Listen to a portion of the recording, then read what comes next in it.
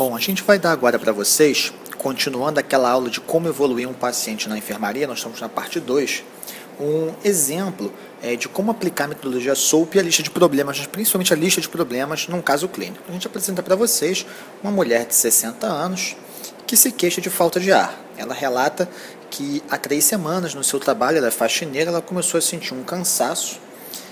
Esse cansaço é uma sensação de não conseguir respirar, portanto uma dispneia e não aquele cansaço de fadiga, e com o tempo aquilo começou a piorar e mesmo no dia a dia andando ela passou a ter no seu cotidiano. E nos períodos de cansaço mais intensos ela sentiu o coração bater muito rápido e muito intenso apesar de não ter dor. Tinha uma tosse seca que acompanhava esses períodos de maior cansaço, não teve febre nem nenhum outro sintoma relevante. Na história pregressa, uma paciente hipertensa que usa captopril e um antiazídico, já fez cirurgia de cesárea e perineoplastia. Ela diz para você que tem alergia de pirona, mas quando você pergunta que alergia é essa, na verdade ela descreve que sente a pressão baixa e talvez seja mais uma intolerância medicamentosa do que propriamente uma alergia. Na história fisiológica não tem nada de significativo e na história social é um paciente tabagista de 30 maços ano.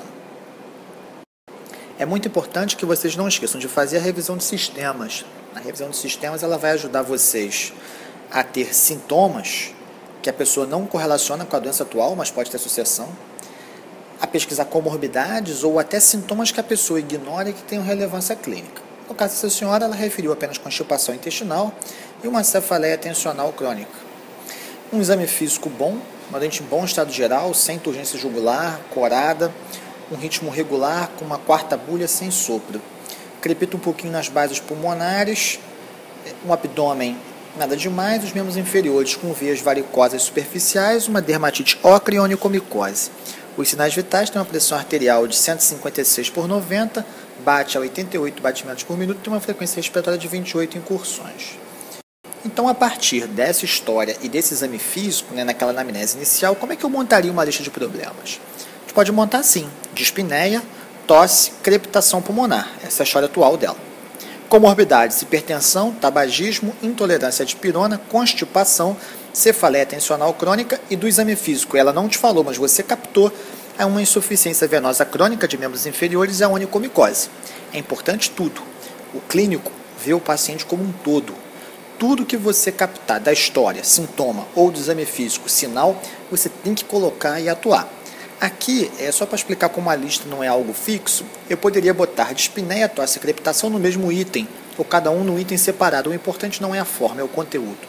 Da mesma forma, eu poderia colocar varicosidades com dermatite ocre, ou, como isso já tem um diagnóstico presuntivo, eu já posso botar direto o diagnóstico: insuficiência venosa crônica de membros inferiores. Então é importante o aluno entender que a gente não quer passar rigidez, a gente quer passar o conteúdo. O importante é saber ver e interpretar.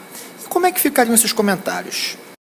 Então, por exemplo, sobre o quadro de tosse, dispneia e crepitação, você pode botar quadro clínico sugestivo de insuficiência cardíaca diastólica. Ela no exame físico não tem nenhum sinal de cardiomegalia. Vamos procurar o fator descompensador e vamos procurar a etiologia da insuficiência cardíaca.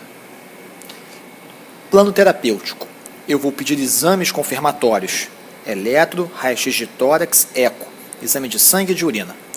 Mas eu vou imediatamente iniciar a terapêutica, baseado na minha hipótese clínica. Então eu tenho uma hipótese que ainda vai ser confirmada pelos exames laboratoriais, mas dada a sintomatologia, o doente está com muita dispneia, está com 28 incursões, eu vou começar agora o tratamento.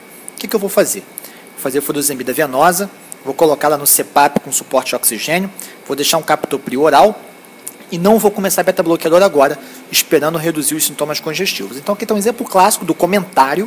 Então você interpreta a dispneia, a tosse e a crepitação e você traça um plano. O plano é: eu vou começar no tratamento enquanto eu peço outros exames. Um outro comentário, você vai botar hipertensão não controlada. Você já traçou um plano para isso, você começou lá o captopril e o diurético.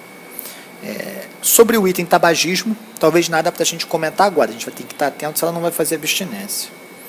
Sobre o item insuficiência venosa crônica e onicomicose, a gente pode, por exemplo, orientar a paciente sobre medidas posturais, as meias elásticas, a elevação dos membros inferiores. Podemos traçar como conduta, pedir um parecer para dermato e começar um cetoconazol tópico nessas unhas. Então, está aí um exemplo de como a lista de vocês, o que vocês fazem do comentário dessa lista, e essa lista gera um plano terapêutico. Isso tem que estar bem claro, é a parte mais importante de quando vocês estão passando pela clínica médica, seja no internato, seja na residência. Quem tiver dúvidas ou quiser entrar em contato conosco, pode nos procurar pessoalmente na Clínica Médica, no 6º e 7º andares de Antônio Pedro. Pode usar o Facebook da Clínica Médica ou o nosso e-mail, que por enquanto ainda é o podcastcmuf@gmail.com. Obrigado.